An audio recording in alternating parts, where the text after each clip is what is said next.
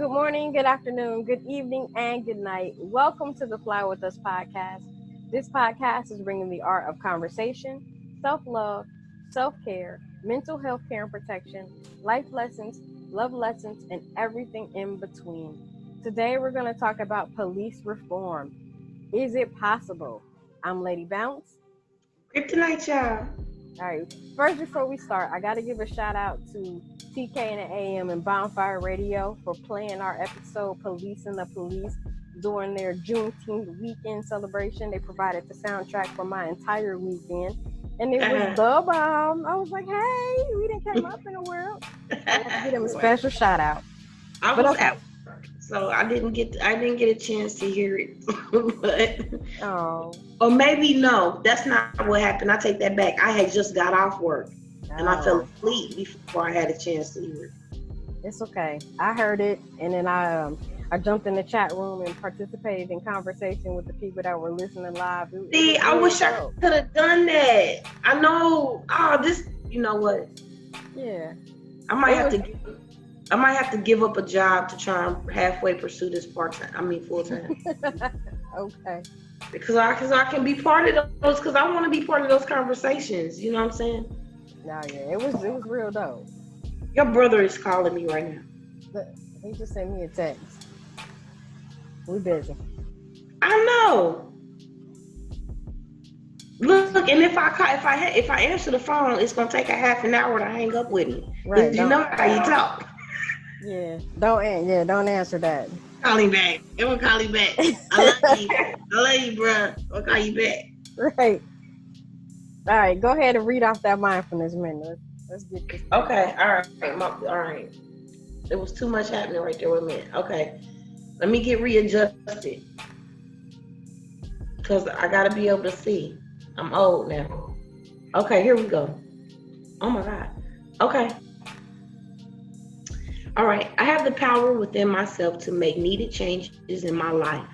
I have had more than enough delay, more than enough excuse making.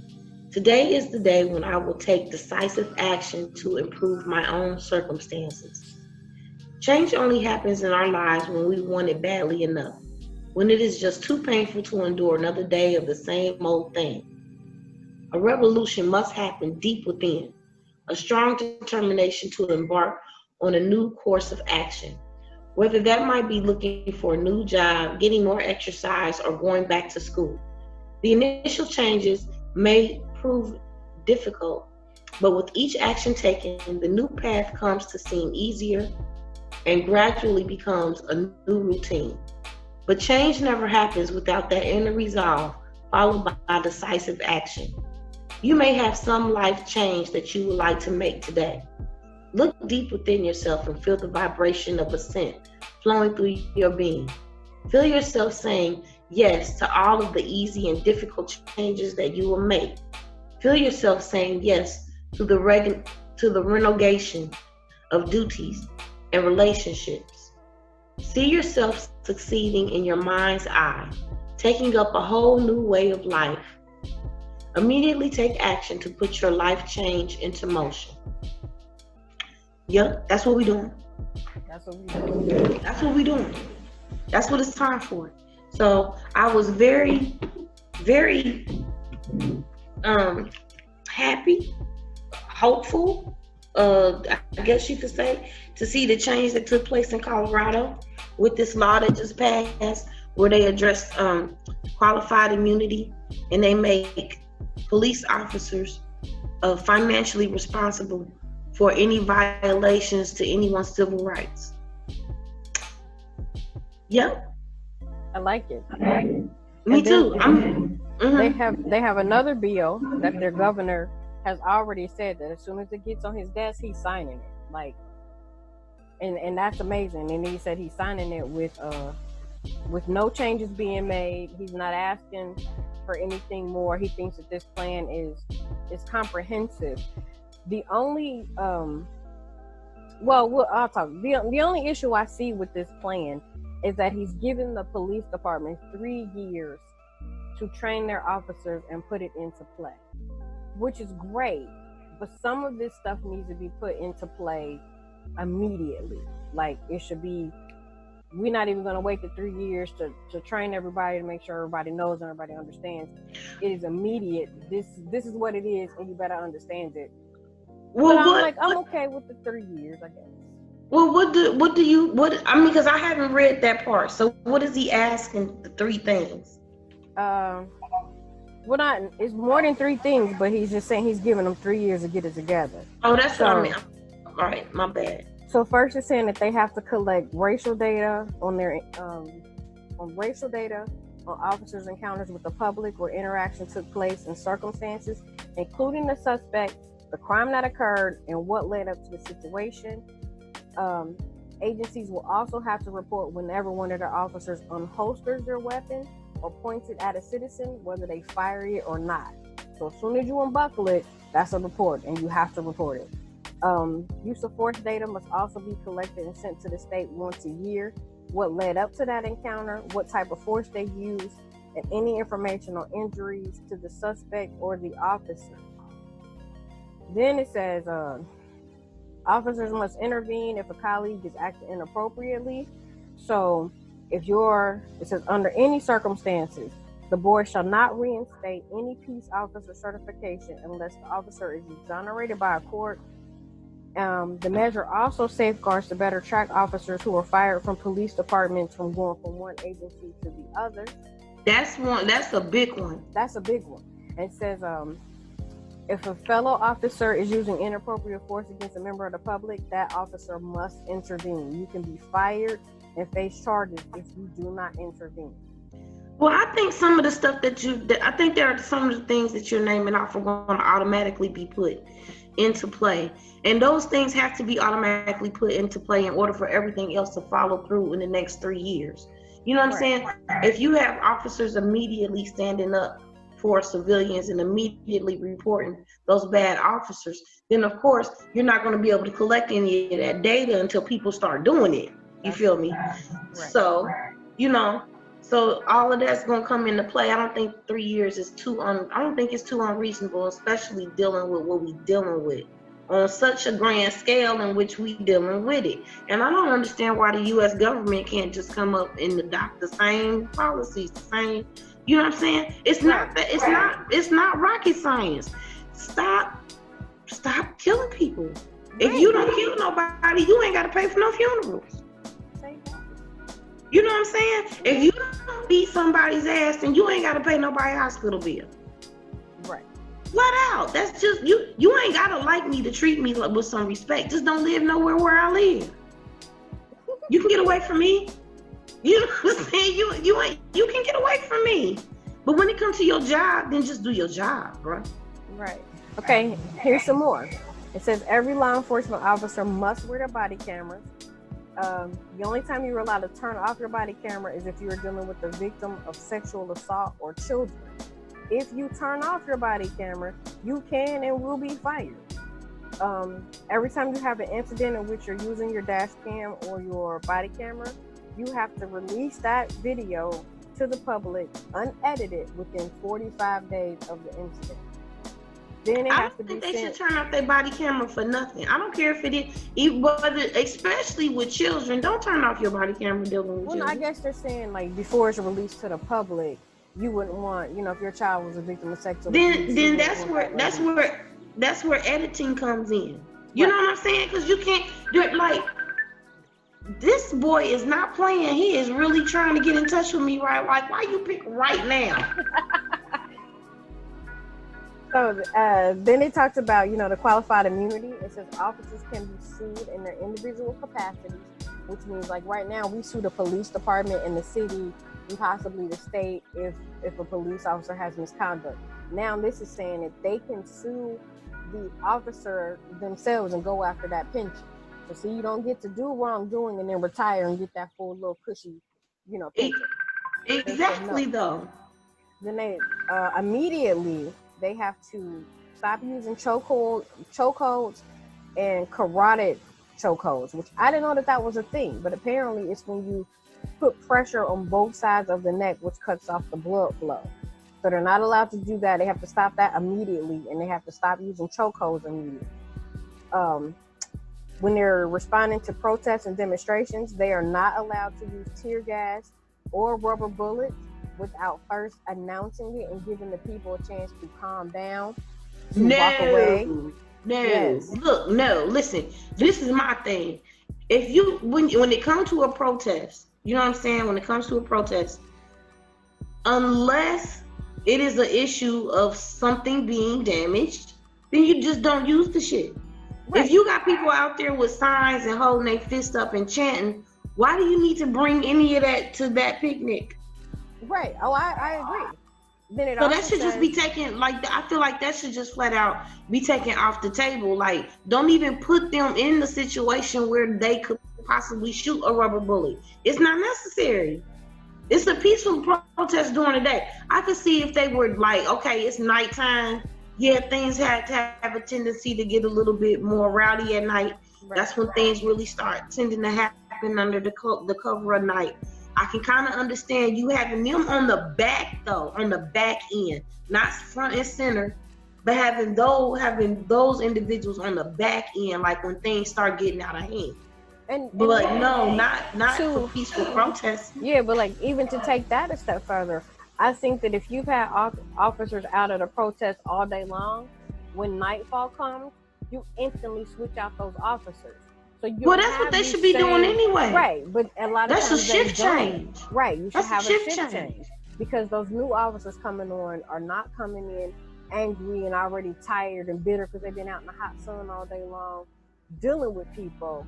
You definitely should do a shift change at night anyway, and that in itself could help cause, de-escalation because you got fresh-eyed, bushy-tailed officers coming onto the scene and not ones who've been standing there all day. And let's talk about how these officers is really getting offended and really getting upset because they're not able to just beat the shit out of random individuals anymore. No, you can't. Like these people are really getting upset to the point where they are giving up those pensions and they are quitting.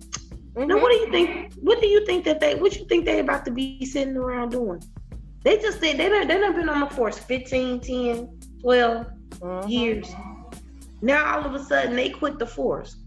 Right. You think they about to sit at home and collect unemployment? No, they're gonna go into like private security. They're gonna be at your local grocery store. Not just that. Listen, we talking about them people we talking about those people getting jobs. I ain't even talking about them getting jobs. Now they going into war mode. You know what I'm saying? Like you gotta listen. These people have been talking this up and talking about this since they took the shackles off. These people been sitting around getting ready for some type of issue since forever. Like they not sitting up here about to just relinquish all their pension and relinquish all the money that they've been making thus far just to go into private security. They're not doing that. That's not where their purpose will be served. You understand what I'm saying though? Right. I mean, for real. Because why are you so upset over a chokehold? Why are you so upset that it's not okay for you to kill me and not have repercussions for your actions? Why is it such an issue for you to be an accountable human being when you have lives in your hand that you're supposed to be taking care of every day? That's a problem. These people been on this police force, they've been in the military, they've been waiting for shit to go down and they are plotting and strategizing. And I'm telling you, that's why I'm such an advocate for CCWs, because the shit, like, I'm sorry, it's scary. I mean, for real, you got to think about this shit, like, and then people want to say, well, why do the people of Ohio have Confederate flags, and why do people in Ohio care? Look, we might be in Ohio, but damn it, we right next to Kentucky. It's just water. Oh, absolutely. That hatred jumps right over that shit. We might be north, but we way south of that joint. Yeah, I think it's real crazy because, in a lot of ways, Dayton is a fantastic and great place to live. In Ohio in general, but at the same time, Ohio is hella racist. And if you think that it's not, all you got to do is any of these stories that have come out here recently go to Dayton Daily News Facebook page or WHIO or DTN's Facebook page and read some of those comments. I had to like really, for my own mental health care and protection, stop reading the comments, because as much as I'm like, this city is great, like we got the arts, we got this, we got that, and I'm like, man, there's a whole bunch of people that I'm like, I ain't know we in the it was same really like that. We in the same city, right? No, I'm talking about because you got a whole lot of, and I ain't got all that to say. We in the same city, but okay. So anyway, I mean, it depends on where you look. I mean, you can find good and you can find beauty anywhere you True look. enough. If you're always, looking for the negative, then you're gonna find what you're looking for, like they say. But that's true, because I will tell you the bike paths are beautiful. The nature, Ohio's landscape, as far as its natural beauty, it's all right. It ain't nothing to scoff at. Take a nice little bike ride see some water, some trees. Yeah. Say hi to Bambi. You know what I'm saying? It's all good. But Ohio races. Yeah, they racist. It is, when. And then you seen. Okay, so I was reading the article about what happened in Bethel. Oh my God, that was crazy. The main man that was hollering in that little girl's face, which first of all, I didn't know that little girl was 16. She looked big, but she was only 16. But the main man that was hollering in her face about, go home, we don't want you here, he has biracial grandchildren. And as a result of him being on camera, his daughter made a public Facebook post where she said, you and your wife are no longer invited in my daughter and my son's life. And it was like a really long post, and she cut him off. She was like, you'll never be around my daughter again. And you show me how you really feel, I'm done with you. Let me tell you what I got from all of that, from everything that I've read, because I don't know what clip you're talking about. I didn't see that. Okay. But what I will say is this. These people, first of all, Bethel is 97% white. So you are in Trump land, okay? You in Trump nation. That's Trump nation. Is what we talking about. All right. So that's one. Two, you have these people that the only source of news they have is mainstream media and Fox News and all of that stuff, right? Right. So here you go with these three combinations of Fox News being who they are and what they are, and we know what that is. Trump country, so they following and listening to Fox News anyway. Mainstream media, which they're showing the protests flat out. They showing what's happening, and these people are the epitome of the scaredness that white Americans feel, because I don't think it was so much an issue of we don't care about your cause, go home. It was an issue of we're scared you're going to tear up our city. We don't want you to tear up our city. We're trying to protect our things. And like the disconnect is so, it's mind-boggling. It's mind-boggling that they don't understand or they don't see how the equation of your material possessions to the loss of human life. They just disconnected. I don't know what else to say except they're so afraid of they're afraid of the change. They're afraid of retaliation. You know what I'm saying? And they do feel like now they're coming to terror, because they thought there was going to be busloads of hundreds of people, protesters coming to tear up their city and run them up through their city. So they feel like, well, we're going to protect our city. We're going to protect our stuff. We didn't do anything to anybody. And they just really do feel like that. They don't understand. It's not about you personally, what you have personally done. Nobody said you went out and did anything to anybody. You know what I'm saying? But it is an issue of systems that certain people benefit from and certain people don't. And those things have got to be addressed. And you got to be able to make that connection to even attempt to understand what the other person is going through. And these small town people just not willing to do. They can't see the forest for the trees. And you talk about, they watch mainstream media, and of course mainstream media painted the protests and the protesters as these violent looters and whatnot. But one thing that I seen on social media news as opposed to mainstream news is a number of white people who are actually the ones that are causing the destruction.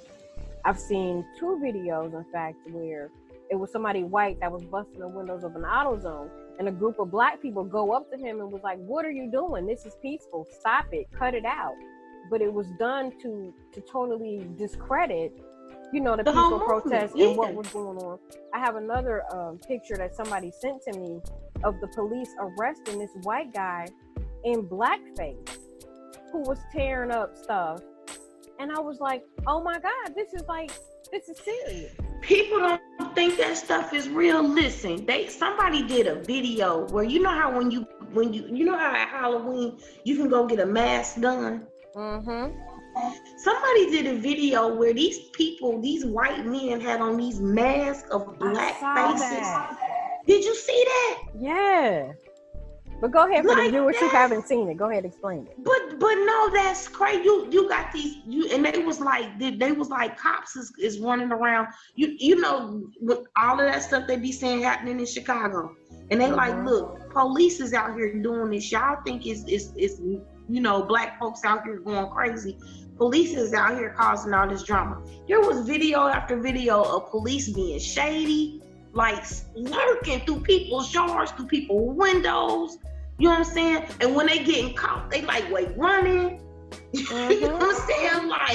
Like get out here before you get arrested type stuff, and rolling out, like moving fast to get up out the way. Right. And it's just crazy. And it's like y'all will go through all of this, y'all gonna like it's not even like a design. It's something even more treacherous than it being like by design. You know what I'm saying? It's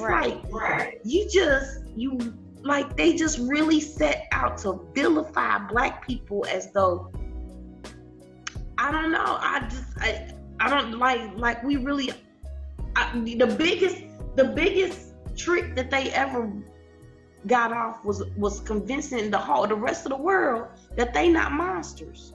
Right. All of the pillaging and all of the salvaging, and that's another thing too that I need people to think about. America has shown its history throughout its history that it does not resolve anything without first resorting to violence. Mm-hmm. This has been America's history throughout America since the beginning. Since somebody's ship landed on the rock, that has been what America has been about. Well, America was originally used as the prison for other countries. So we started out as savage animals. Yes. The people they were seeing the people that they were seeing, the undesirable people from England. They would send them over here. Right. They will send them over here to colonize, and like the crooked lawyers and the crooked judges and stuff. Instead of making them do prison time, where they gave them a choice, instead of doing prison time, you go over here and you set up a land in the name of the king and all of that stuff. Mm-hmm. That's what people be failing to realize, that much they did teach you in school was that the way that America came to be was from the rejects. Yeah, it was found from the start. Yeah.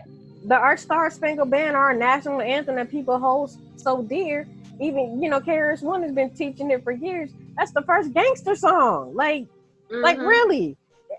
That's all it's a war song, and we use it as our national anthem basically to let other countries know we about that life. But why? And then we hold that so dear, and when you go places and people hear it and they got the hand over their heart and they're all solemn, and then people are crying. I'm like, what you crying for? I'd be like, I'm missing it. First of all, it's the visuals, because the rock is wriggling. You know all that bullshit. And then the fact that you don't even know, half of America don't even know there's a third verse. Right. They don't even know about the third verse. No, because it never gets sung and it never gets played, because that song is like 20 minutes long. But America is good for that, though. America is good for covering up its little imperfections. Oh, absolutely. America's very good at editing. Yeah, because when I hear people say stuff about, we're upholding the Constitution, I'd be like, wait a minute, which part? The part that says that black people are still 3/5 of a human? Because wait a minute, where they do that at?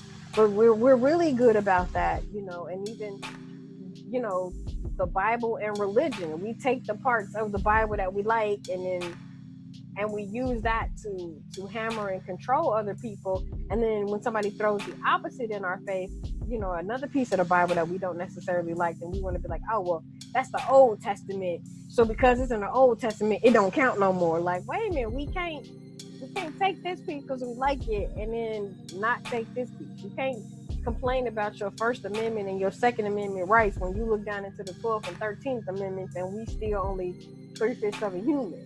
You know what I'm saying? I don't understand how these people will sit up here and say, we care about the fetus. We care about the life of an unborn child. But when a child get here, they little black lives don't matter. Oh, absolutely. So what I don't understand.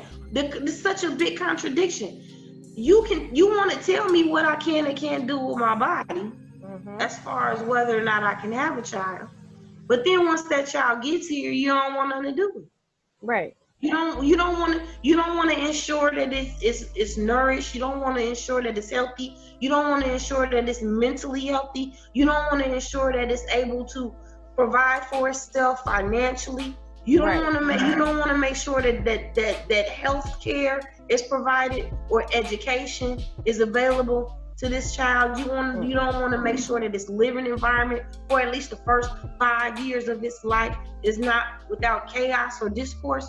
You don't want to do any of that. You just want to make it to where it get here. But once it get here, then you don't want nothing else to do with it. Once it get here, it's a bird. But before it get here, it got the right to get here to be a bird. Right.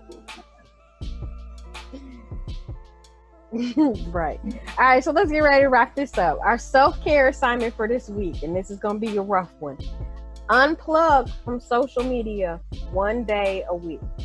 So for 1 day, stay off Instagram, stay off Facebook, stay off Twitter, TikTok, whatever you use for social media. 1 day a week, unplug. Well, that's what's up. And I will say, we probably didn't talk a whole lot about the reform like we should have. Nah, there's always. We tend to get off topic a little bit. We can always do another one. But it shouldn't be too much to ask for people to stop killing us, and it shouldn't really have to be a law. But if it's going to have to be a law, then yeah, you should have to pay for it. If you're gonna take the life of my child, my son, my father, my brother, then you should pay for his funeral. You should pay for that. You should lose your job. You should lose your pension, and then you should go to jail. Because if you get found guilty of that, then yeah, you should go to jail. Yeah, if I kill somebody, I'm going to be found guilty. I'm going to go to jail. And in some states, I'm going to get the death penalty. Whether I was justified or not. Because that's the other piece, is that when it comes to police, we like to justify their killings. If I kill somebody in self-defense, I'm still going to jail. Maybe not for as long as if I just cold-blooded murder somebody, but I'm going to go to jail. But isn't that such an oxymoron that a state that's open and carry does not have self-defense laws? Doesn't that sound like a conundrum? It does indeed. Because what's the point of the one if you don't have the other? Exactly. That doesn't make sense. But okay. All right, so as always, we got to wrap it up with the brain science behind it all. So your brain science for this week: how the 2190 rule helps you build good habits and a better life. So we all want to make good habits, whether it's in business or in our hobbies, in our personal lives. One popular method to build good habits is the 2190 rule. This rule is very simple. Commit to a personal or professional goal for 21 straight days. After 3 weeks, the pursuit of that goal should have become a habit. Once you have established that habit, continue to do it for another 90 days. If you can keep up something for 3 weeks and then 90 days, then it should become a permanent lifestyle change. Now that you've established what the rule is, here's some ways to stay positive while you do it. There's one way to stay focused. However, finding one notable positive thing in every day and write it down. So as you're working on your new habit, Write down something positive that happened to you that day as a result of doing that new habit. It will give your brain those feel-good endorphins that says, keep going, girl, you got this. Or keep going, man, you got this. Okay. Okay? So, in doing this, you will find that you start to see more positive things in your life. And if you like, you can write down more than one thing a day. But you only need one at minimum. Life will probably begin to look a lot brighter. You'll find the negative things don't drag you down in the way that they once did. Find 3 things in your life that you feel need the most help and focus on one habit at a time. Sounds one thing at a time. Possible. I like it. It sounds possible. The first thing that you need to do is follow us on social media, Facebook, YouTube, SoundCloud, Anchor, Spotify. Email us at flywithusla@gmail.com. Let us know what you want to see on the show. What's bothering you? What do you want to see us talk about? What do you want to see us dive deeper into? And we'll get those things, put together for a show and then give you a shout out for giving us the show idea. I'm Lady Bounce. I'm Kryptonite, y'all. And we out of here. All right.